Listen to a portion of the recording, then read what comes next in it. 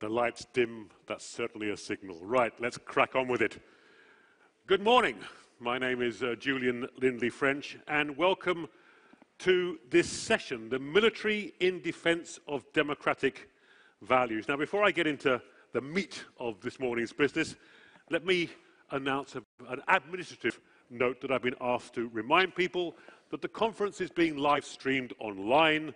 Therefore, besides the audience in the room, we have more people engaged in the discussions, and the Twitter hashtag, which is a challenge for an old man like me, but there you go. The Twitter hashtag is hashtag RigaConf17. Hashtag RigaConf17. Right, done that. Now, I must admit that when I was given this title, I was somewhat bemused, even ever so slightly confused. So I sought clarification from the organisers, and I thought perhaps the best way I could frame this panel is with an anecdote. Some years ago, a friend of mine was in Northern Ireland at a place called Holy Cross School. Now, this was another tragic example of what happens when two communities in a democracy are diametrically opposed to each other, and it involved Catholic children trying to get to a school through a predominantly Protestant loyalist community, and they had to suffer insults, even some stones throwing at them, which was very sad, and the British Army, as ever, was there trying to keep the peace. At the time this friend of mine was up there, there were some 10-year-old kids lobbing stones at the soldiers who were trying to keep the peace. And my friend went across to the young Scottish officer and said, do you want me to have a word with these kids? He said, would you mind, sir, because if I do it, there'll be all hell to pay. So he went across to these 10-year-olds sitting on the wall, and he said, look, you lot, if you don't behave, I shall put you across my lap and give you a bloody good hiding. Teach you a lesson. And one of these 10-year-olds said, and if you did that, we'd have her in front of the European Court of Human Rights. And that was a dilemma that the British Army faced in many instances in a community they knew well, in many ways of which they were a part, but nevertheless had to play a role in maintaining democratic values. There are two specific questions that I've been given that we're going to kind of address. First is, what role force in protecting democratic values and ideology? And to what extent can one limit democracy in order to protect democracy? This is powerful, sensitive stuff. But luckily, I am joined by a very eminent panel who will deal with these issues in their initial 6-7 minute comments. First, Katie Gorka, old friend from the Department of Homeland Security in Washington, D.C. Then Karin Enström, an MP from Sweden. Then Derek Chollet from the German Marshall Fund of the US. And finally, my old friend Yanis Garrisons from the Ministry of Defense here in Latvia. So without further ado, Katie, the floor is yours. Thank you. So let's start with this question. Does force have a role to play in protecting democratic values and ideology? On one hand, it's an easy question, because I think the answer is absolutely yes, without question. The enemies of democracy have proven extraordinarily resilient, persistent, creative, determined. So I think there's no question that our military has a role to play. But let me make, I think, two key points here. One is, first of all, there's a difference between promoting democracy versus protecting democracy. And I want to use that distinction as a jumping off point just to make a quick clarification about where I think the Trump administration stands on this, because there's been a lot of talk. I think there's an awful lot of misperception. And let me just be clear, I'm saying this not in any way as an official spokesperson for the administration, but as someone who served in the transition, and now I serve as a political appointee in the Department of Homeland Security. So I'm going to speak obviously from my inside knowledge. But again, this is my interpretation of where the Trump administration stands on these questions. So I think, for example, with regard to using military force to promote democracy, I don't think you'll see it. I think this is going to be, I think it already is, and I think it will continue to be a less interventionist administration than we've seen in recent years. But at the same time, I think this administration is more committed to the notion of the importance of military strength in defending democracy. And I think we're already seeing that. Not only are we seeing a buildup, not a monumental buildup, but a significant buildup of the military, I think also President Trump has a great respect for the military. And one of the changes that's taken place that I think has been less talked about, but it's very important, is his willingness to trust his military to make the right decisions and not to micromanage. I think this is very important. So he's very committed to military strength, understands its importance to defending democracy. And then perhaps I think the thing I would say that I think most challenges what I'm hearing here is I think that this administration is very committed to the safety and security of Europe. You know, this notion, as somebody said earlier, that the US-led liberal order is falling apart, I disagree completely. First of all, you have to understand, you cannot believe all the rhetoric of the media. I think we know that by now. I heard somebody say to me yesterday something that I thought was very wise. They said, when they're trying to discern what the United States is doing, they ignore the media and they try to look at what is actually happening on the ground. And keep in mind, President Trump is the president, but you have a really large government bureaucracy. You have 4,000 political appointees, and then not to mention a far greater number of career officials. I mean, I don't think there's a one that's not committed to the safety and security and the future of Europe and America's partnership with Europe, and I think it's very important to remember that. So I would ask you to sort of put aside the hysteria about Trump somehow backing out on the commitment to Europe, because I just don't think it's there. So I don't think what you're seeing is in any way a withdrawal or diminishment. I think it's just a slight course correction, which I think was needed, as many would agree. So on this question, the role of force, I want to share with you a quote that has always really struck me very powerfully, and this comes from the famous document NSC 68, National Security Council Report 68. It was written in 1950, given to President Truman. Many great aspects of this document, but the one that I really like that I think is relevant for the conversation today. Resort to war is not only a last resort for a free society, but it is also an act which cannot definitively end the fundamental conflict in the realm of ideas. I think this is the challenge for our age. I feel confident, I think we can all feel confident in the continued strength of our positions and our commitment to each other militarily. But I think where we're all falling short is in this area, is in the war of ideas. We are really falling short in making the case for our liberal order. Somebody said yesterday, they were frustrated and they said, our publics don't understand the importance of NATO. Really? Is it their burden to understand, or is it our burden to explain? And we are not doing that job of explaining. And it doesn't help that in our education systems, I can't speak for Europe, but I will speak for the United States, we don't teach history. So how would they know? So I think we have to think very hard about this. I think we haven't sufficiently understood the degree to which digital communication technologies have completely disrupted the political order. I think it's had a very big impact on the types of politicians we're seeing get elected, but I think it's having a big impact on our enemies, on who has a voice and how they're having a voice. You know, I think without the internet, ISIS would have remained a local insurgency. And even more importantly, when you look at the enemies of the liberal order,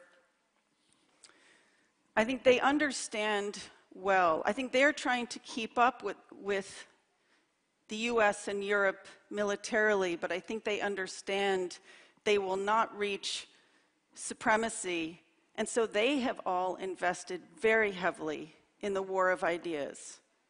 And I think they're beating our pants off. I can certainly say in the United States, I think we still look at information operations as something secondary to military operations, to kinetic operations. And we have to almost flip that equation around and engage much more actively in the piece of, I don't want to say winning hearts and minds, but winning the war of ideas, making the case. So I think that the role of the military in defense of democratic values is absolutely essential, but it's insufficient. If you think back to... 1 minute, please, Katie. Yes, when you think back to how Reagan handled this, he understood absolutely the importance of a strong military, but he marshaled all the resources of the government to engage in this fight. He really ramped up US information operations, public diplomacy, all aspects of this war of ideas, and I think that was ultimately what led to the victory in the Cold War. We need to see that same kind of transformation. We need to learn to better make the case for the liberal order that we want to defend.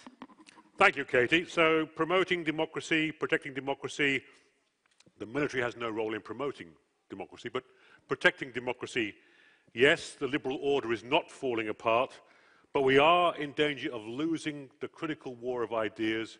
There's a war at the seams of our societies because of that, our very open societies, partly driven by digital disorder, and in a sense, this is a leadership issue, a whole of government issue, and indeed a whole of society issue if we are to, as it were, win that all-important war. Katharine, please.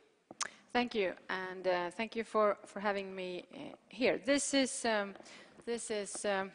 not one of the most easy panel to be in.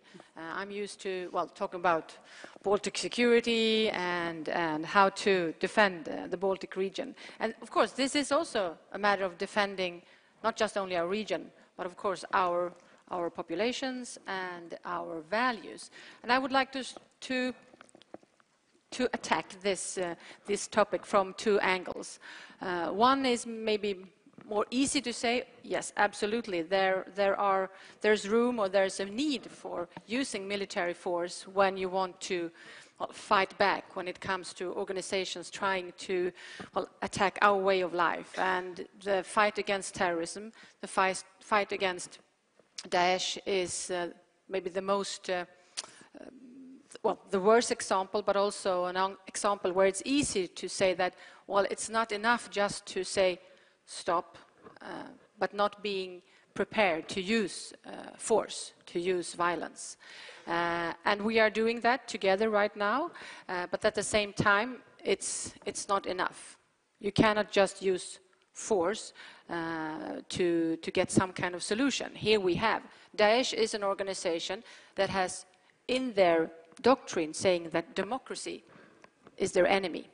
They are the enemy of democracy, they are the enemy of our way of life. And each step that we do to try to protect our populations and our way of life could be a step towards a more, how can I say, closed society, a more repressive society. So already there you have a dilemma. And we have to be very clear on how to use legislation and how to use, the force or violence, whether it's coming from the police or whether it's coming from our armed forces. But I think for most of us, it's easy to see that there is a need to be ready to use violence because these guys, mostly guys, they will not back off if you just speak with them, just talk with them. So that's maybe the more easy part. The other part is how to use, when you have a democratic system, you have an open society with freedom of expression and freedom of media and freedom of demonstration, and you have organizations or political movements that are undemocratic, that are fighting our way of life, but they have the right to promote their policy and their values. How then to use our, how can I say, democratic tools to, well, let them speak. But when will you reach a limit? Are there red lines? And I can give you a very close example from Sweden. Today we have a neo-Nazist organization. They have applied for having a demonstration in Gothenburg.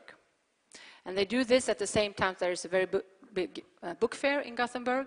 And they also wanted to pass by the synagogue. And you know today what day it is for the Jewish community. It's Yom Kippur, it's a holiday, it's a holy day. So it's very, how can you say, they know exactly what they're doing. And they have applied for having this demonstration. And the Swedish authority has said, okay, you can do the demonstration, but during a shorter time period and have a shorter way of demonstrating. And then we have sent, I don't know, more than 3,000 policemen to Gothenburg to protect their rights to manifest and demonstrate. So how then to use, in a democratic society, the right means? And is there a limit when you are prepared to curb democratic rights to protect our democracy? If it's with laws, if it's with force, I think we really have to discuss this and know where the lines are. And maybe, I don't know how much time I have, a third aspect is if you can use military defense or the armed forces as how can I say, as a place where you can also educate people and promote democratic values. And I think that's something that is really needed.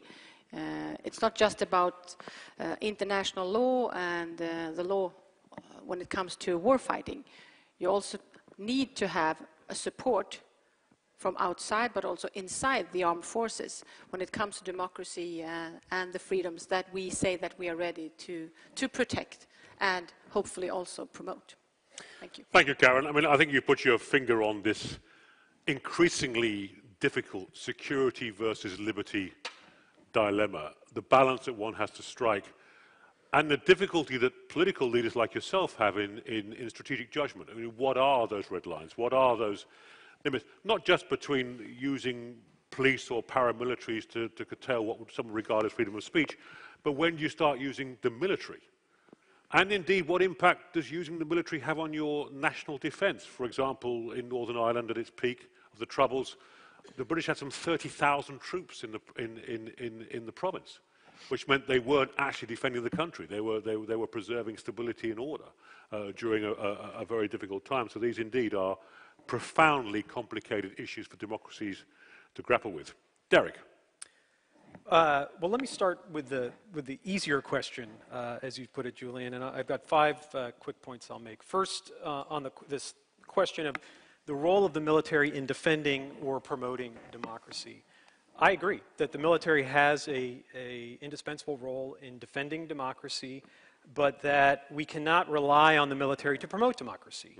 That's a hard lesson the United States learned in the 2000s in Afghanistan and Iraq, where those interventions were framed as promoting democracy, an effort to somehow through military force enable 2 countries that did not have democratic traditions to find them.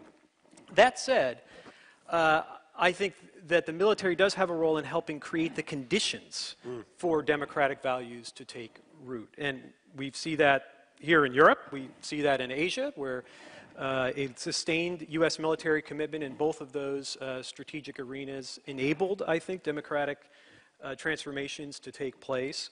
And I also think that that's a lesson that the United States continues to draw upon in places like Iraq and Afghanistan, where there will be a sustained U.S. military commitment, I think, for another generation in both of those places. And as we look to the ISIS campaign and the future of the U.S. military presence in the Middle East, in the places that it is liberating from ISIS hold, there will be a question of how long we sustain that commitment and what we can expect for a democratic transformation in those parts of ISIS territory that have been liberated. And that's a big challenge. But a bigger challenge, as the previous speakers have noted, is this question of how one curbs liberty in an effort to protect democracy. And this is something democratic leaders across the transatlantic space and in Asia struggle with every day. It's the most difficult trade-off I think a leader faces. It's a trade-off that we obviously deal with every day. In order to get here, I had to go through a lot of airport security and take off my shoes and have my laptop examined and have a bomb-sniffing dog sniff my luggage. And that, in a sense, is a giving up of some liberty in order to have security. Those questions are very contentious in our Department of Homeland Security, our interior ministries here in Europe.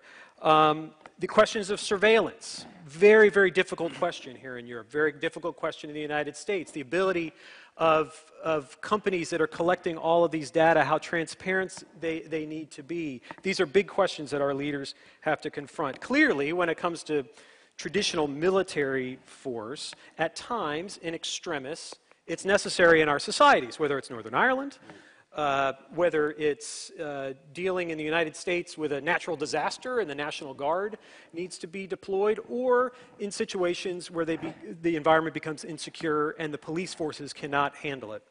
But I think we need to be clear that that should always be the last resort.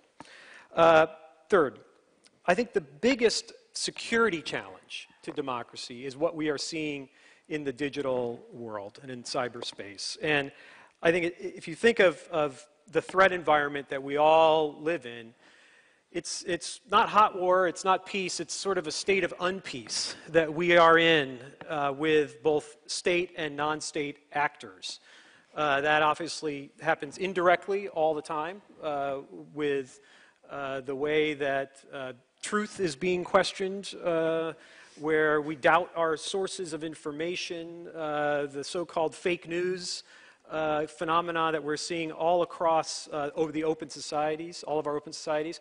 But then also, of course, directly, whether it's our personal information becoming compromised, being used by criminals, being used by terrorists against us.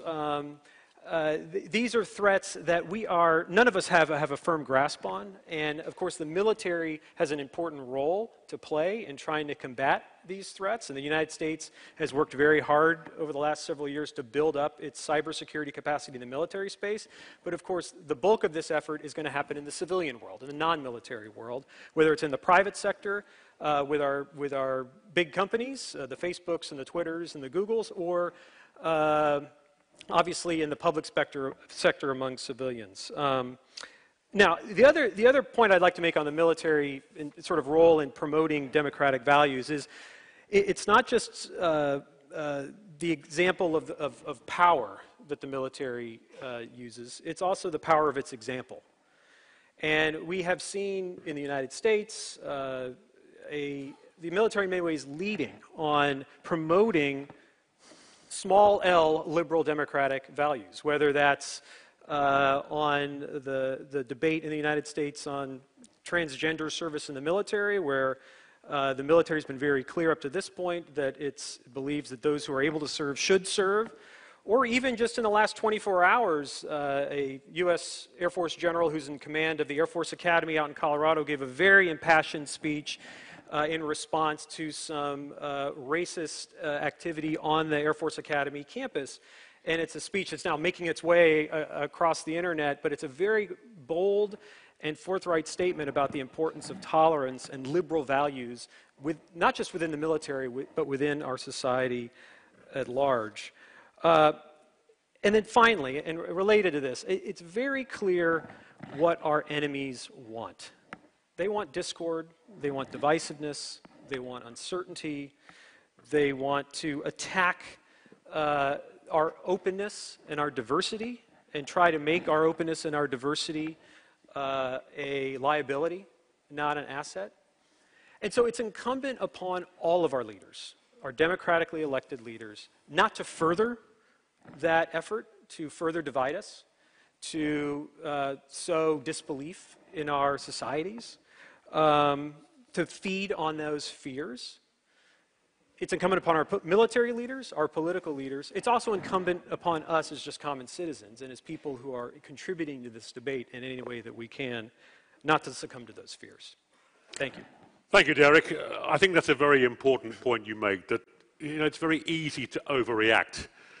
It will be a disaster for all of us if our armed forces in some way are force multiplied by the enemy as a force of repression, because that's what they want to achieve, and that indeed promotes division. I thought your point about the digital threat and the undermining of state authority is also a very clear and present danger. And indeed the role of the military in the US and elsewhere in promoting small L liberal values, in increasingly diverse societies with many identities, the use of our armed forces as mechanisms for building that sense of cohesion in diversity is very important. Yanis. Well, thank you, Julian. I think I will take one step back and I want to talk about interaction between values and military and role of military in our societies. And before I go, actually, I want to make small interaction with the audience. Would you raise those, I understand the American and Canadian friends, but still we in EU, majority are EU members. Could you raise those who actually can name three European values? Could you raise hands? Okay. I'll choose one. Yeah. Sir, okay. Here in the front row. Then, could you raise those hands who are ready to fight for those values? Okay. Could you raise hands who are ready to fight for your country and eventually die? Okay. Could you raise hands who are ready to die for your family, kids and... Okay. No, I think what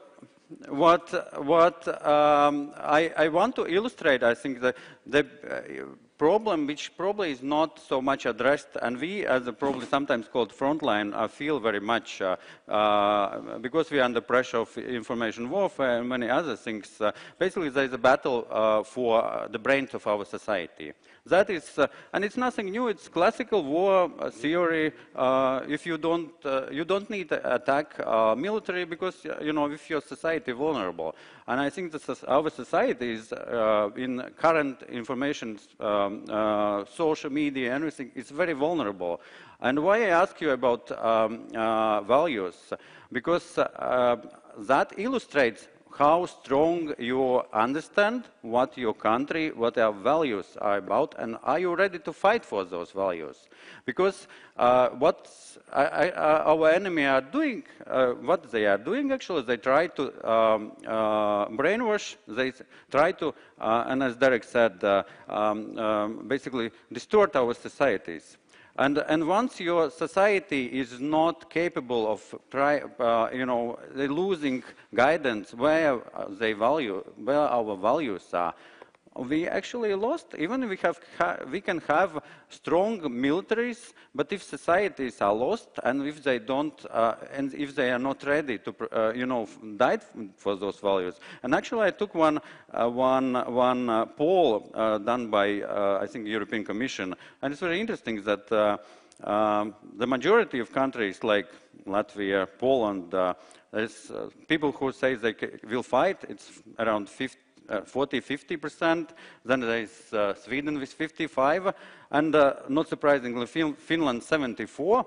And by the way, Finland is the most resistant to all of those, so-called hybrid issues so far. And then you have Germany with 18, France 29, Spain 21.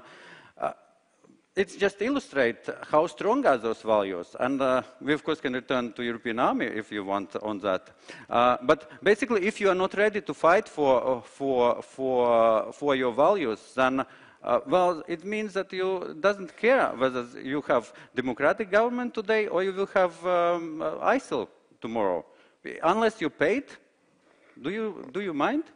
And I think that is a big issue currently, because if you want to protect your societies, you have to be very strong on your values.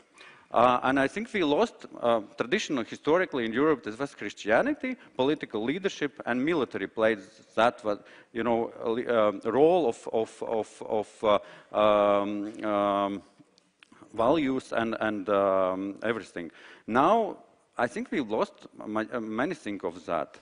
And they know there is vacuum. And of course, why we're wondering that there are a lot of people trying to join ISIL? Because there is vacuum of ideas. And that, I think, what we basically have to address, we have to think about values, how to return. Because if you go to streets of Riga and ask what they understand with European values, well, I'm afraid that you will get, the main answer will be that it's minority rights, the same-sex marriages and things like that. Everything that is basic, actual democracy, freedom, that is peace at the end. Everything is understood as self-granted. But it's not actually. There's so many enemies. And I think where the role of military comes in. If you want to be your society resilient, your military have to understand that what they protect is believed in. If society doesn't believe in values, well, military will not protect. And therefore, I think we have to, current security environment is completely different. You have to think not only about building military, big reservist armies, you have to build engagement of whole society in defense or readiness of whole society defend those values. And that is interaction between society and militaries, at least in here. And therefore, I think we have not thought through many of those issues. And if, on our side, therefore we advocating of taking on with programs in schools and trying to develop broader engagement of society in the military, but it's not. We can't go to the traditional Cold War, systems of mobilization and things like that. We have to consider the new way how to ensure that our society is resilient and we are not, brainwashed and will not lose the battle before it started. Thank you, Yanis. I'd be curious to hear in the Q&A from those who didn't raise their hand, because I'd be curious to know just exactly what it is you do believe in and are prepared to defend. You raise in your plea, Yanis, a vital question about the relationship between values and identity and the willingness of contemporary society to actually defend in extremis those values. To cheer you up, I am reminded of the 1936 Oxford Union debate, which read, "This House will not defend king and country." Sadly, most of those people died 5 or 6 years later fighting Nazism. So I think maybe we exaggerate the lack of willingness to defend what we do believe in, our fundamental rights, including with military force in extremis. I think always say, of course, when there is a danger, when there is an extreme situation, people react completely differently. Yeah. But still, I think the difference right now is because society, we regard ourselves in peacetime, but de facto we are actually in state of war when it comes to information, cyber, and many other spaces are part of military, and therefore that makes difference from 1936. I think that's very important. We live in a world now in which there's a continuum between hybrid war, cyber war, and a kind of coming hyper war. And, this neat distinction between war and peace doesn't exist. There's a grey area now. And the challenge for democratic governments is how do you both balance security and liberty in the grey area of peace war, of war peace, which is pretty much where I think we are now. We have 40 minutes for Q&A. The last 15 I will give back to the panel to respond. I will take questions in groups of 3. I have 2 down here. The gentleman at the end first. Sir, please say who you are and make it a question, not a counter-speech, please.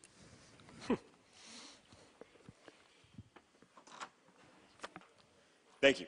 My name is Corey Alpert. I work for the president of the U.S. Conference of Mayors.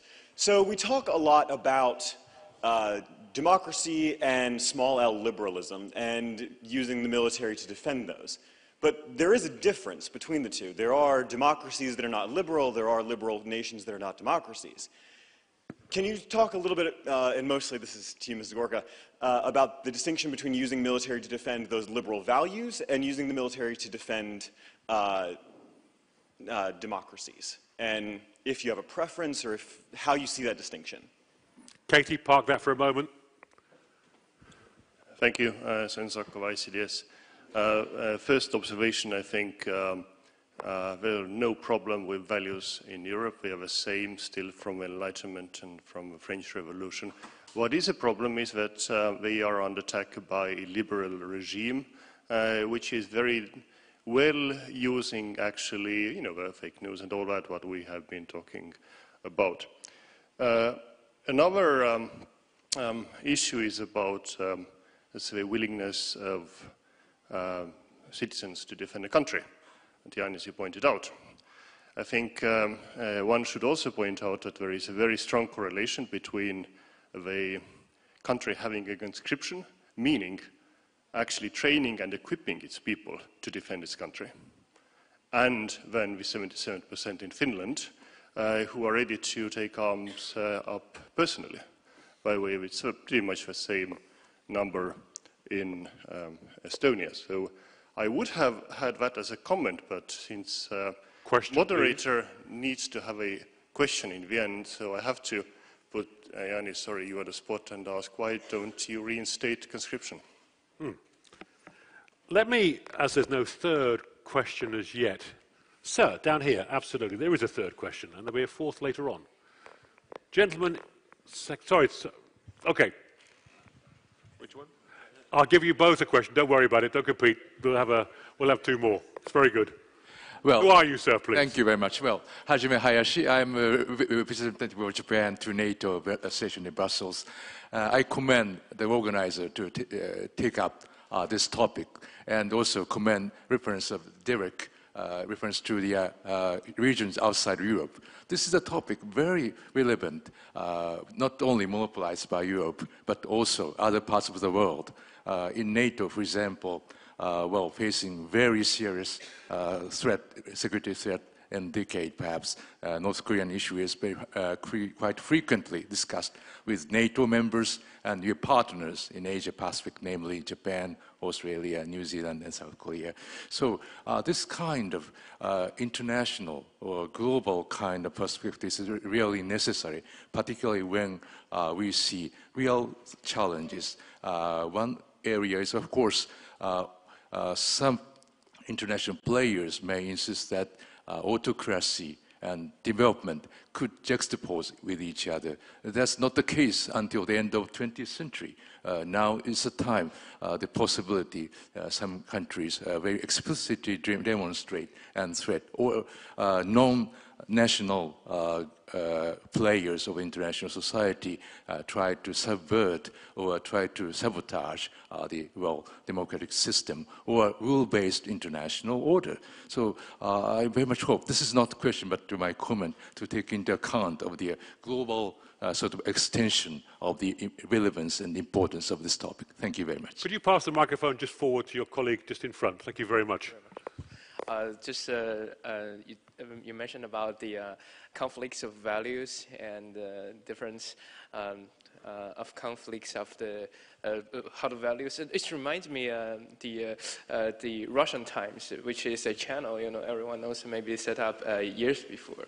My question is, do you think the ways this kind of mass media that used by the Russians or Russian, maybe officials, could, to some extent, mislead the way that to distort the truth? Or first, how do you evaluate the mass media, such as Russian Times and those kind of governmental mass media proposed by the Russian government? Do you think they are totally fake news, or to what extent they are fake?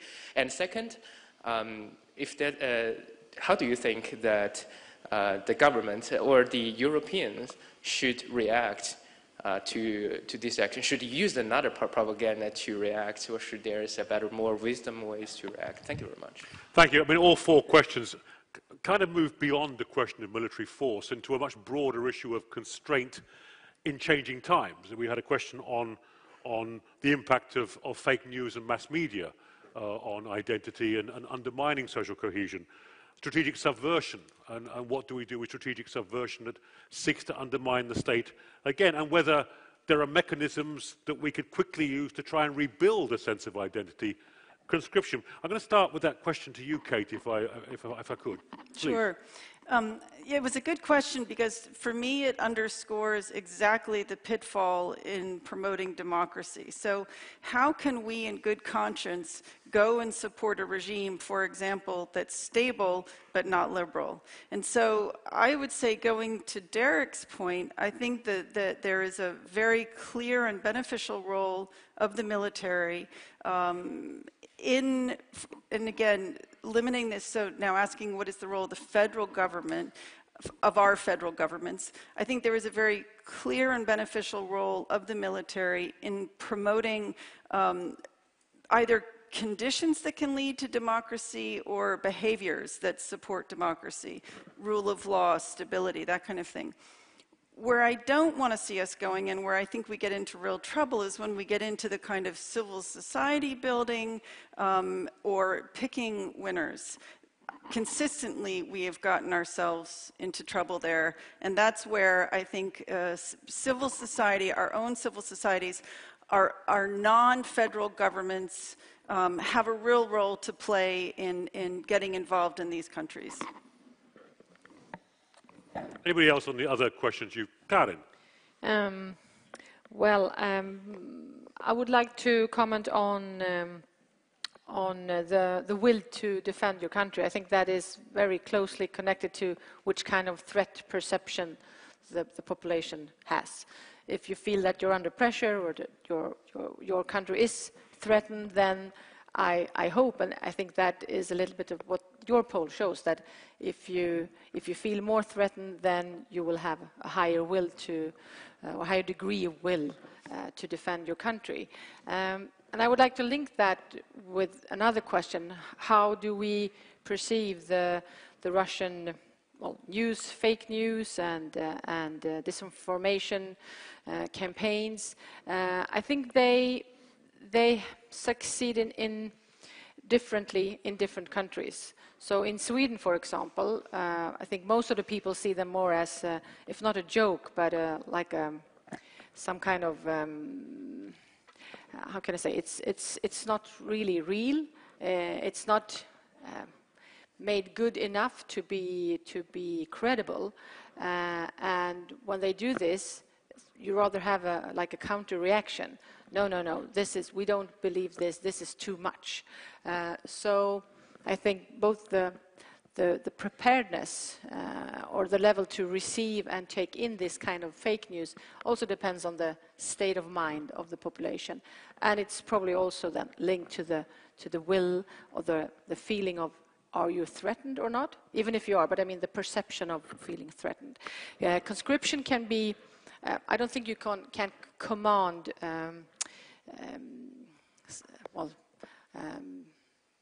patriotism, and I don't think you can command with the law that you should feel this or that. But if you have knowledge, if you're educated about the role of armed forces and the use of violence, then I think you can promote. Let me push you on that. If you don't have any sense of patriotism at all, what is it you think you're defending in extremis? Now, among a population, I don't think you can command a patriotism. No, I don't say patriotism is wrong. You have to have that level. But if you don't have that across society, if it's been eroded across society... No, of course, that's then what to defend. What's the glue that makes the society, coherent, or the cohesion in society? So, of course, you have to agree on several values and a perceived violence. Then I think you will have a higher degree of will to defend your country. And where it doesn't exist, how do we re-engineer it? Or should we try and re-engineer it? I'm pushing you, Karen, I'm sorry. Well, of course you have to do that. But then we have failed as leaders. Yeah. If there's no sense of, there's nothing to protect in our society, whether it's a nation or if it's the EU or if it's another group organization. Derek, you were kind of pushing to come in on this. Do you want to? I mean, a couple comments to this point, but then also I want to get to the issue of Russian influence in propaganda. Yeah. I mean, first on this point, I think we have a crisis of civics, what we call in the United States. And you made the point, Katie, very well, that we don't teach history anymore in schools. And I think that there's an alarming amount of disinterest or distrust, at least in the United States, for our public institutions. And what's interesting is the institution that stands out in the United States that has the most trust is the U.S. military, right? The church, the press, the U.S. government, terrible shape when you look at the polls of trust. The U.S. military is quite strong, and that's for good reason. And I had the pleasure of serving alongside many military officers when I served in the Pentagon, including some of those who are closest to the president right now. And whether that's the way the military handles itself in terms of how it projects in our society, how it deals with mistakes that it may make, the military has earned a lot of trust. And it's very important for the health of our democracy for the military to keep that trust. Right? And that's why there has been, I think, proper focus on the role the military is currently playing in this administration. I think there's nothing inherently wrong with military officers or veterans having senior roles, but we need to ensure that there's balance. It's not just a military voice that is dominating the discussion in our civilian institutions. But part and parcel of this civics crisis is what's happening in our social media world. And this is a world that our enemies are playing in very vigorously. I'll do a plug for my organization, the German Marshall Fund. We have launched in the last several months an initiative called the Alliance for Securing Democracy. And it is an effort to expose efforts by Russia directly or Russian-backed sources to sow discord, sow uncertainty within our society, dealing with issues directly relevant to the transatlantic security relationship, but also dealing with issues in our social life in the United States, whether that's protests that American football players may be making on the field before a game, or whether or not people like National Security Advisor H.R. McMaster should serve in office. These are campaigns that Russian-backed sources are playing in our social media, either directly or through fake accounts. And so this effort, as part of the Alliance for Securing Democracy, is to expose this, to be transparent so folks understand what's actually happening. And then we can start talking about ways to combat it. Now, this gets into very tricky territory, which is the issue that we all agree is the most sensitive one when it comes to how we handle these threats in democratic societies, because it's about shutting down certain accounts on Facebook or Twitter, perhaps curbing the liberties of folks who are acting in this space, and that's very, very sensitive, as it should be in an open society. Dennis. Well, on conscription, I think we have to prepare probably a permanent answer, because every time I sit here, Estonian representative asks me about conscription. But I think, you know, as Karin already mentioned, yes, conscription contributes to that. But, you know, if your society is not strong on values, if you don't teach those values in schools, conscription will not help you. It might facilitate, I can refer to Soviet conscription. Was it very, you know, patriotic and helpful? I don't think so. Therefore, everything is basically, from my perspective, is what you actually, how you teach your pupil in school, how you address those issues with your society, and how basically set of values you have to. We finally have to probably discuss what are the basic set of our values and what we are ready to fight for. And then let's make it clear whether society accepts that or not. Because if not, then we're in trouble. And that, of course, leads me to your question about media. I would name 3 points. One, and Derek already touched it. One is critical thinking. You have to teach, starting from school, critical thinking of the society. Because if the person is not capable of judging what he's reading, and and substance, then it's very difficult to address those issues. You can't fight, unfortunately, propaganda with another propaganda. It's actually useless. Therefore, you have to develop critical thinking. And second thing, you have to develop, as I said once again, a set of basic values who are not questioned, but you have to have them, and everybody have to be clear on that, on those basic values. And third, and Derek already referred, you have to be very clear on rules of the game, because once there is a propaganda of war, hatred, and things like that, that should be eliminated, and we have to take actions against them. And we have to be very clear on that. There is no toleration of those things. Yanis, thank you. As an Oxford historian, I would fully support your idea that teaching history is vital, as long as I teach it. Going to have 3 more questions. First, Kurt England. Thank you. Commander England, Belgian Navy, and also lecturer in international politics at the Riga Graduate School of Law. I would like to come back to the title of the panel, Military in Defense of Democratic Values, because we are mixing up 2 things, the role of the military in defending their country against an external aggression, but then specifically the role of military in defense of democratic values, that is inside your own society. We have in Belgium in excess of 1,200 military deployed in the streets, not as a result of an external aggression, but as a result of people inside our own society, who grew up inside our own society, and who no longer pledge allegiance to the democratic values that we have. But then the question is, because it is a question, if ultimately you need to use your military to defend their democratic values, isn't that a sign that you failed your political role to establish these democratic values in your society in the first place? Or at the least, that you depleted your security forces so much that the only people who are still capable of handling it are the military. And while they're doing so, they're not doing their real job of military, which is training to defend the country from outside aggressions. So isn't using the military in defense of democratic values a failure in establishing these democratic values in the first place? Thank you, Kurt. Gentleman who was, sir, absolutely. Will you stand up, please? Come to the next round of questions.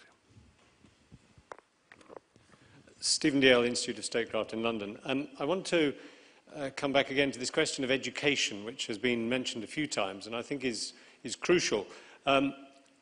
Critical thinking, yes, I think any teacher at any level who is against teaching critical thinking should question why they're doing what they're doing. I mean, I think in terms of European values, it is essential and it is something that we should have. More difficult is the question of, and Katharine, I think you talked about the military and education. Taking the UK as an example, we have a funny situation now where, Julian, you were mentioning earlier about troops in Belfast. At that time, the military had a pretty low, people had a pretty low opinion of the military in the UK. They did. And they weren't allowed to wear their uniforms on the street for security reasons. They had a low profile, and there was a lot of anti-military feeling. Curiously, in recent years, even though the wars in Afghanistan and Iraq have been unpopular with many people, the military's prestige has risen. So the British military are now seen in a good sense by many people in our country. And yet, take it one step further, and you say, well, do you educate about NATO? There are a number of teachers who wouldn't want to educate about NATO. So how do you square that circle? How do you educate people that the military is a good thing and actually being part of NATO is a good thing, and NATO does protect democratic values and help us to have critical thinking? Thank you, Stephen. There was a question right at the back. Sir, yeah, absolutely. With the mic up there, please. Thank you very much. Peschel from the Austrian National Defense Academy. I will, you, as Professor Lindley French is historian, bring you back to Augustine. And Augustine said, if the trend that Roman citizens refrain from doing their voluntary service, I will witness that the Roman Empire will go down and that my hometown Hippo will be destroyed by the Germanic tribe of the Vandals a second time. He lived long enough to experience both, Roman Empire going down and the Vandals destroying Hippo the second time. And he does not distinguish between conscription as a single phenomenon and, on the other hand, the eroding values of the Roman citizens. So my question, as you pointed out, one could distinguish between those two phenomena. Shouldn't we rather understand the unwillingness of undergoing conscription as an indicator for eroding values? In other words, shouldn't we change values? Shouldn't we work on these values until conscription comes and take conscription, whether or not, as an indicator for functioning value systems or not? Thank you. Thank you, Wolfgang. So we've got 3 questions there. If we get to the point where we're actually using the military in support of civil authority at home, there's clearly been a big political failure. That's one. We have a question about how do you educate the unfashionable? Let's face it, for many teachers, educating about the military, NATO, et al. Is pretty unfashionable in Europe. And Wolfgang's Augustinian question, which is not the proof of an unwillingness to undertake conscription simply proof of a moral decay at the heart of the state? We go in reverse order. Derek, would you take this one first? So let me start with the conscription point.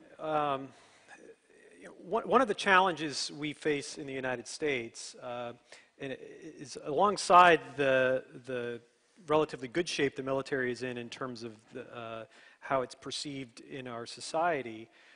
We have an increasingly large divide between those who serve in the military and those who don't. Of course, we have an all-volunteer force. We have for many decades now. But because of this growing distance between those who actually go fight our wars and those who decide or sit out of the military, that there's been calls for conscription because we want to try to keep those connections close. Many of our military leaders, most do not want conscription in the United States. It's unworkable. It would actually probably erode some of the effectiveness of the military overall. It's also incredibly expensive. But I think there's something to this issue of service, and that's why I personally support efforts to in the United States build in some sense of national service. It's not necessarily military service, but there's different civilian service that one could foresee for young people, whether in college or coming out of college. You could first just make it easier, provide some reward for folks who go into several years of public service after college, but then also there's an idea you could make it compulsory. But I think this is something that as our society, as we continue to grow and become more diverse, we need to be very focused on this growing divide between those who serve and those who don't. So I think can I push you on this? Yeah, because sure. As someone from a country that was the first in '57 to go to an all-professional force, do you think that we've created military ghettos that are so divorced from the bulk of the experience of the population that in and of itself is undermining the state? Well, I think that's a little strong. I think that the concern is not that it's undermining the state, because again, you've got the military that is held in very, very high esteem in the United States. I think there are concerns by some that because of that increased distance, it's easier for political leaders to decide to use force because the costs of using force are not spread out. It's not something that every hometown and every household feels because it's something that only those who volunteered to serve are dealing with. And of course, that was a debate we heard a lot about in the 2000s during the height of the Iraq and Afghanistan campaigns. I don't think, though, therefore, the answer to that is conscription. And I do think that what we've seen in the United States is, despite this gap in service, we have seen greater appreciation for what the military has been doing around the world, the way it serves here in Europe, but also in the Middle East and Asia. But I think we need to worry about this divide getting worse over time. And that's why, in terms of service generally, because I think it's not eroding the confidence people have in the military, but I think it is eroding the confidence in our government. There's no doubt about that. But let me get to one other point, which is this internal threat issue. And I was remiss in not mentioning the role that your forces are playing in securing Belgium. Of course, our French colleagues are also have been for the last several years in a very significant internal deployment to deal with that internal threat. I think at the surface level, of course, you're right. It's a failure of politics that the threat becomes so pronounced that militaries need to be acting internally to deal with threats. I also think, though, it's important for us to understand the internal nature of these threats. And I think often, and I'll speak for from a U.S. perspective here, we talk about the threat from extremists as though it's only from abroad, right? It's something that can only be answered by building walls or cutting off refugee flows. When in fact, what we in the United States have experienced in the last several years has been threats from within. Folks that are radicalized, who are American citizens, who then decide to take the twisted views and kill fellow Americans. And that has not risen to the level for us that we've had to deploy our military, where we have significant police forces. But I think that's how we look at this threat internally. It's much more than a military issue, but recognizing that it's not this simple idea that ISIS is going to come from the Middle East over into the United States. We have challenges within as well, as we've seen in Europe and we've seen in the United States. Thanks, Derek. I'm going to manage the time of this panel, so forgive me, but I'm going to sort of press on for a couple of questions. But there's a comment here from the interweb. It says that notion that conscription or national service as a tool to teach civic virtue is utterly wrong-headed, inconsistent with Western values. I mean, that captures the dilemma that what we're talking about here is mobilization of society in pursuit of its own security, and just how hard it is to mobilize in any form of service contemporary Western societies. I suspect preparation for mobilization will indeed become, in some form, will become an absolute imperative for many of us in the future. There was a couple more questions. There was a lady. Yes, you, madam. You had a question, and then a gentleman near the front. So, microphone down the front, please. I'm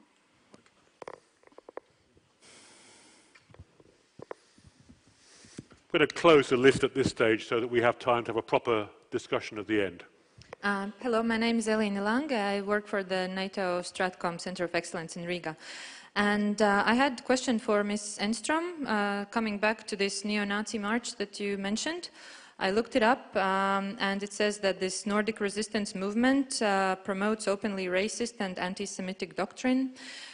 So I understand all this thing about freedom of speech, etc., but that should not sort of conflict with other rights and freedoms of other groups.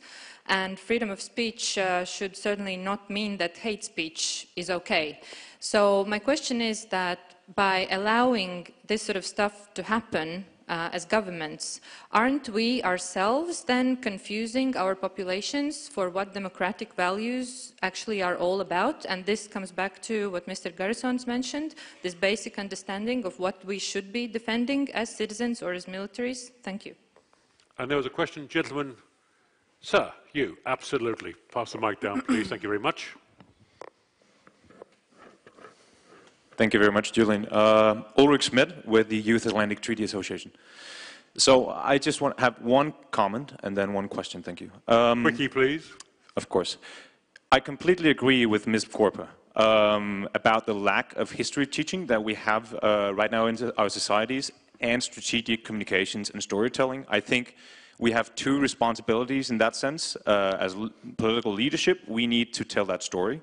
And I'm going to come back to that. And second, I also think we have a responsibility to ensure that we go from the individualistic society back to a community society where people take on jobs of their own for their communities without requesting pay for it, including with the military, not only conscription.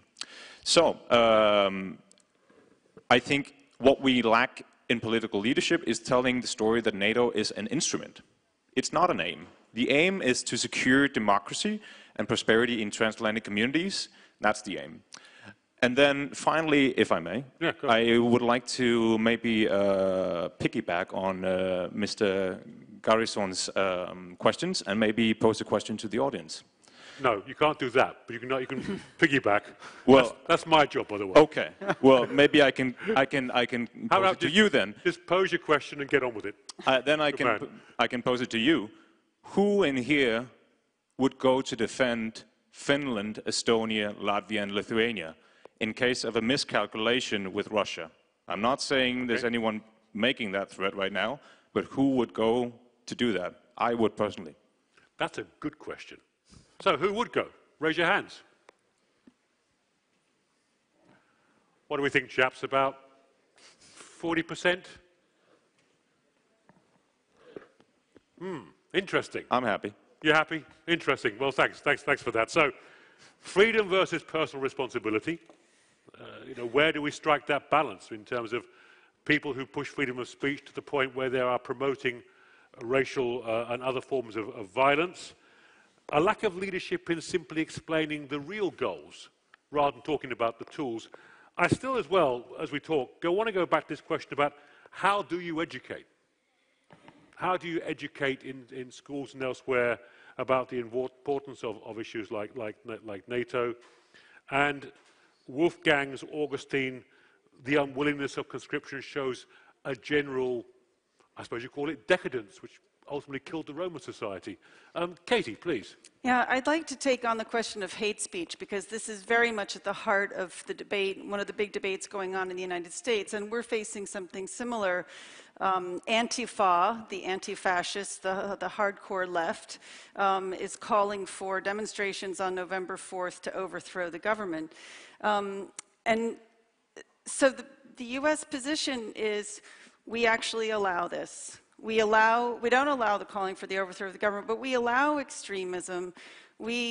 Honestly, we even allow hate speech.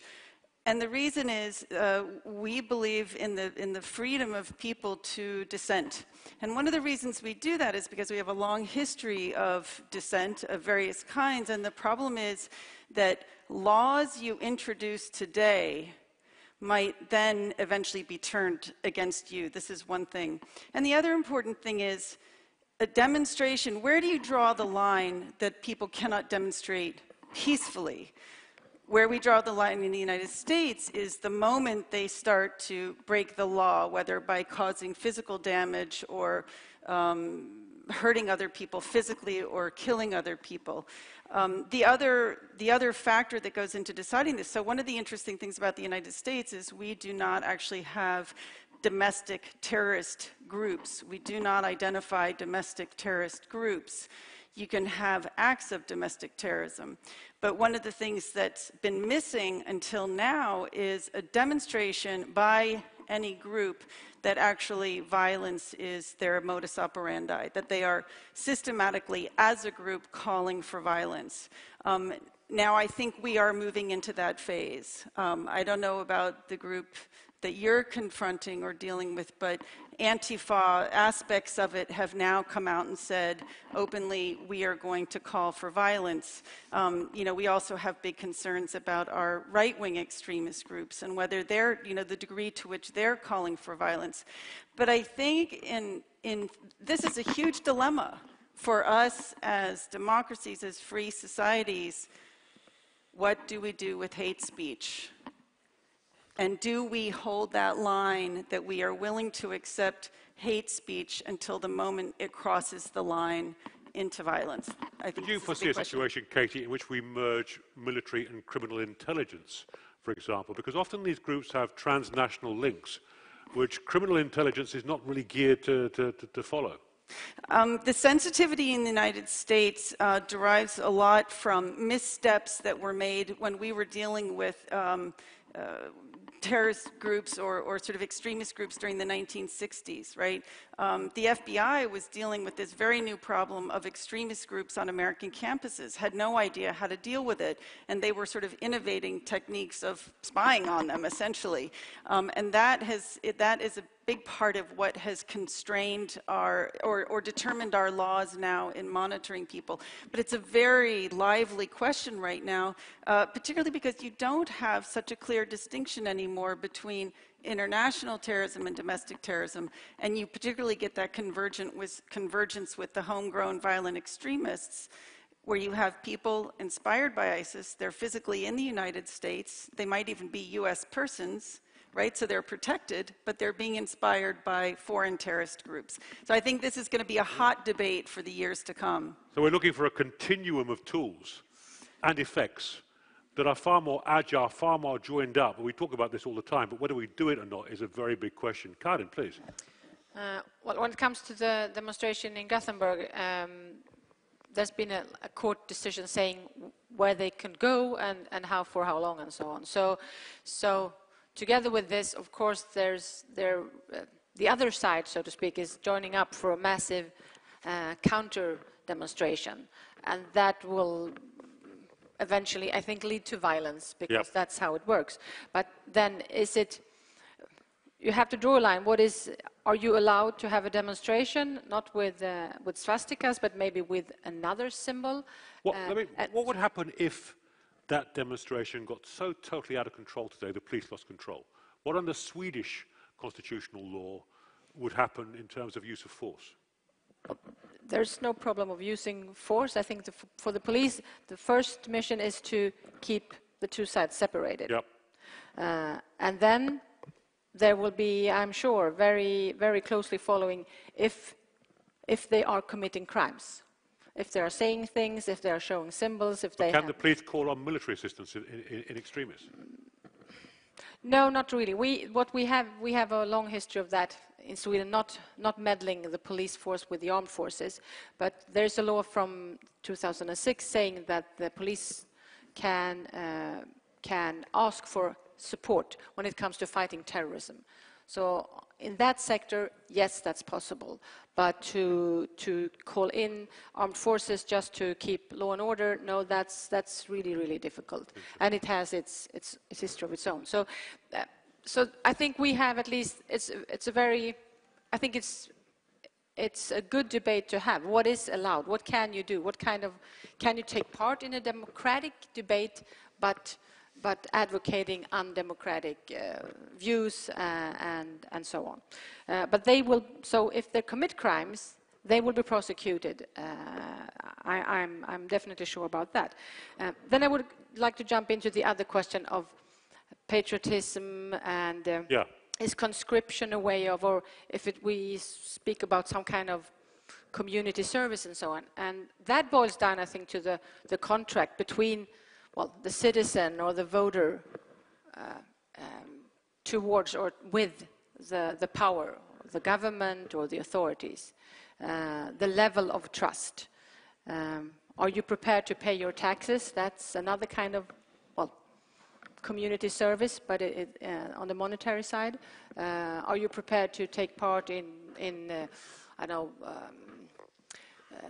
boards of the school or do community work? So I think those two they are very closely linked. If you're prepared to take part in the armed forces or join up for the police department, or you're also prepared to pay your taxes and take active part in, local or national policy making, because that's a contract. If you trust the one that you voted for. Yep. And then we have to come with some leverage. If we don't, then the trust will be zero. Trust of politicians. Present company accepted, of course. That's a real question in all of our societies. Yanis. Well, actually I will pick up on the Roman society and eroding values. And of course, map disappeared, but I was looking on the map once again, and I think everything starts with eroding values, and then of course everything else follows. If you don't have belief in your values, of course, why you will do service to your state, or that is very clear. I hope that European Union will not end in the same pattern as Roman Empire, and we can change something yet. But therefore, and then leads me to this question of education. What I think where we made a mistake so far is that everything related to defense we teaching or we presenting as something different or something out of our hemisphere, because the defense is something the natural function of state. And it's all recognized by all international laws that is prerogative of state. And somehow, during the last 2 decades, states said that we don't want to do this function. Because, you know, we feel we don't feel any kind of threats, their political unwillingness to go for many things. Of course, we can go further on and ask why we failed, actually. Dennis, can I push you on this? Let me be really controversial. I know I'm not being a Brit. But is the question partly to do with the EU? Is there a question in Europe about who actually is in charge of doing what in terms of security and defence in Europe these days? That no one's quite sure at what, whether it's the state, whether it's the EU, who does this in Europe anymore. Is that a fair concern or a creeping problem? Well, if you ask me personally, I think that is a big issue because, and probably, therefore, probably EU citizens are very confused on that. Yeah. And that is where we failed to communicate. Because, you know, all this discussion about the EU army, I'm convinced that many people in our societies believe that you will give away something and, you know, simply, and they're happy because you will not need to pay for that. And somebody in Brussels will do all the job.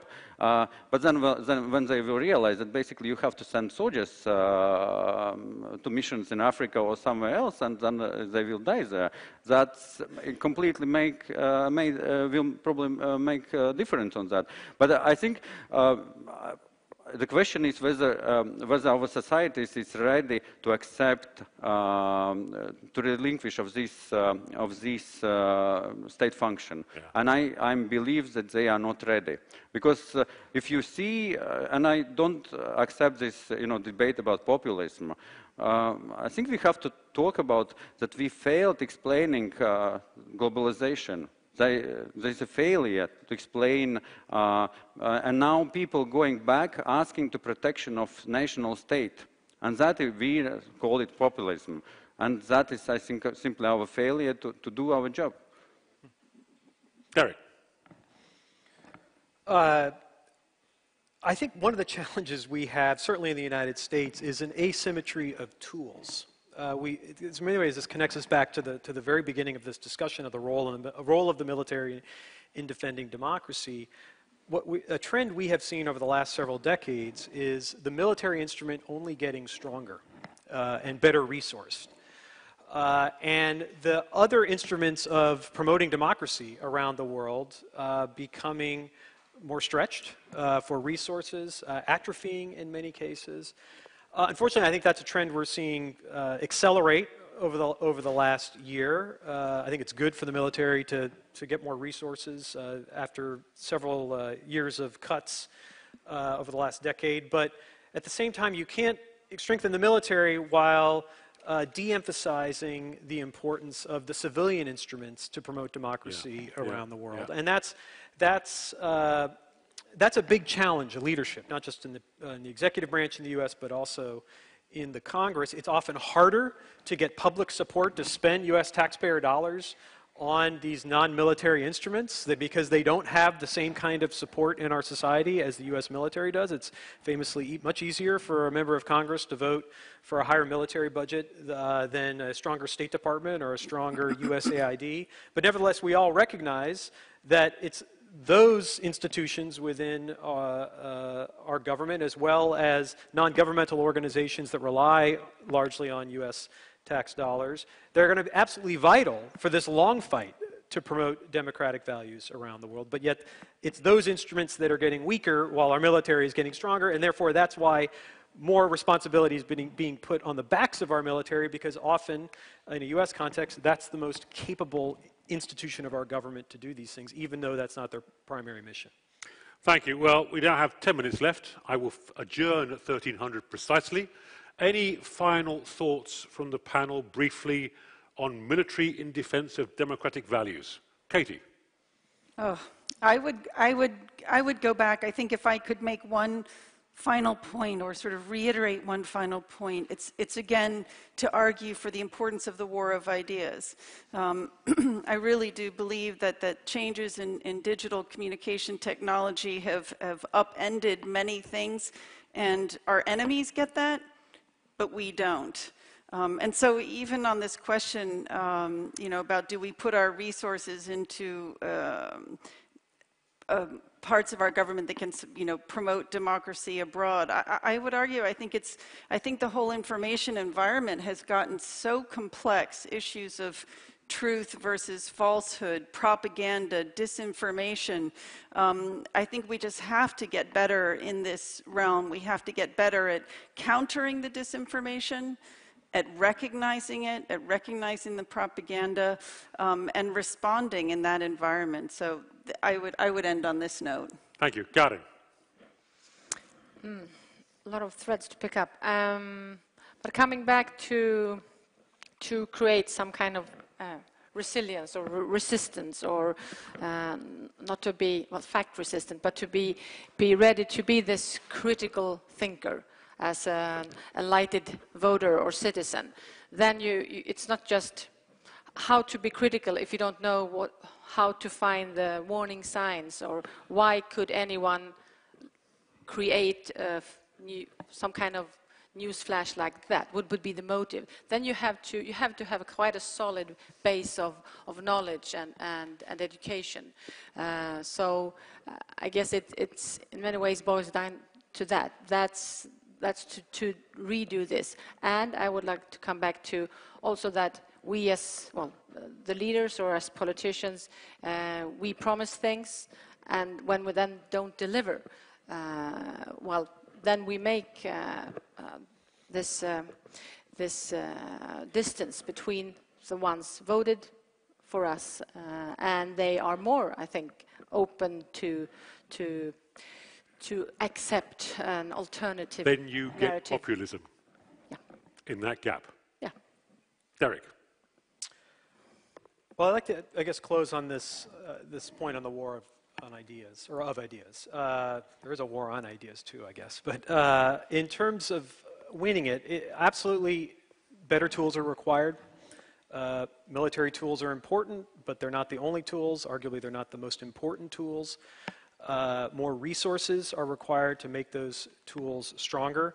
But I also think it's very, very important for us not to forget what we're all about, what our core values are. And I think that as long as we are allowing political voices to dominate, that make our society seem less attractive, that we're not the land of opportunity, that we're in increasingly intolerant societies that don't embrace the diversity, don't embrace innovation, then it's going to be impossible for even the strongest military to defend democratic values, because it's going to erode our very democracies. It's going to erode the credibility and the legitimacy that that we have in defending democratic values around the world, legitimacy we would have in using the military to help try to create the conditions for those values to take root, and open the field to those who in the international community who are actively seeking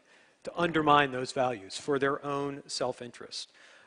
Whether that be countries like China or Russia or non-state actors like terrorists or criminal networks. And I think that's what I most fear about the future, is that in the United States, here in Europe, that we are losing sight of how we got here and what our true strength actually is. Thank you. Yanis. Well, I think I simply will continue where Derek ended. We have to understand that what we are facing in security environment, and those are extremist organizations or states based on ideological issues. That is about not only about terrorism, but it's also about ideology. Because we can defeat ISIL, but I can guarantee you there will be another movement, extremist movement, based on ideology. Because everything is about ideology. And unfortunately, by creating this vacuum in our societies, we are allowing basically erode ourselves. Therefore, again, turning back, I think the big issue is how to go back on basic values and strengthen our own basic values. And we have to find a way how our societies get confidence and believe in that system where we're living. And that, I think, is a big issue. You know, what has been a fascinating panel, we covered a lot of space here, but to my mind, this is not really about the military in defense of democratic values. This is about a civil, military, security and defense continuum, not just in a new age, but in which conflict is reaching across new domains. And we need to think very differently about the utility of force in all its many manifestations in pursuit of security, stability, democracy, and the avoidance of chaos. We need a continuity and escalation of legitimate effects to preserve society. We need joined-upness in civil and military institutions, far more than we have today. We need, indeed, to consider how we might need to mobilize society in legitimate ways through service. I like this basic idea. And we need to understand very clearly that if we don't do it quickly, we could be in trouble. There was no discussion here about the role of militaries in consequence management. If critical national infrastructures are attacked or fail, we would need our militaries to be effective. To my mind, what we need is a new conceptual relationship between how we protect people, how we project power and influence, but also the political leadership that has the courage, the understanding, the vision to know how to do this. For years, I've been saddened by how little and how rarely political leaders take part in senior civil and military exercises. The political elite must be taught how their responsibilities and indeed how to lead in extremist. 3 final comments with 2 minutes to go. The other day I was driving from RAF Leaming to Manchester Airport in the north of England. I was being driven by a young aircraftsman. He was Muslim, from Dewsbury in Lancashire. I forgave him the fact that he was from Lancashire as a Yorkshireman, but there you go. And he told me that he had to take his uniform off to go home. Something's wrong that this young, proud Briton who defends his country feels that he cannot admit that he's in the Royal Air Force. We have to consider how we make young men and women like him feel members of our societies. We can't turn the clock back to something that existed in the past. There's a joke about UKIP in the UK, which is they have a slogan, we want the 1950s, when do we want it? We want it now. We cannot go back. We have to look forward with the societies we have. I think there is a crisis about legitimacy and the utility of force in our societies. And people like yourselves and many in this room, leaders, must lead. They must help to lead people back to a better understanding that the armed forces don't just act out there as an independent organ. They act in their name for their security and their defense and their well-being across the spectrum. And that needs political courage to be able to say that. And a couple of final remarks. I just got a note from the Royal Navy. As of this minute, HMS Valiant is conducting the 350th continuous nuclear deterrence mission by a British ballistic missile submarine, providing deterrence not just for the United Kingdom, but this entire audience. At the end of the day, if we do not, all of us, take up our responsibilities, both in ensuring societal stability, but above all, protecting the space in which society must function, then we will fail. When we make commitments at NATO summits to commit 2% of our GDP to defense, and then we spend the next 3 or 4 years trying to walk away from that, that does huge damage, not just to the defense of our states, but the very space in which society must function. The two are linked. You cannot escape from that fundamental relationship. I will leave with a quote from one of my heroes. Thomas Hobbes, Leviathan, said, "Covenants without the sword are but words and of no use to any man." I have to finish with one admin remark. I'd like to finish there because it's kind of punchy. But I've been told to finish with one admin remark. The speakers, everybody's invited to join the lunch in the atrium, but please be back at 1400.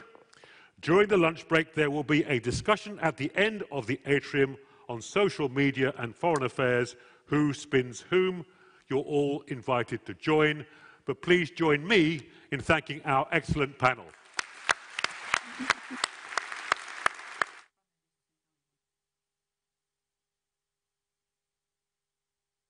It's now formally adjourned. Thank you very much.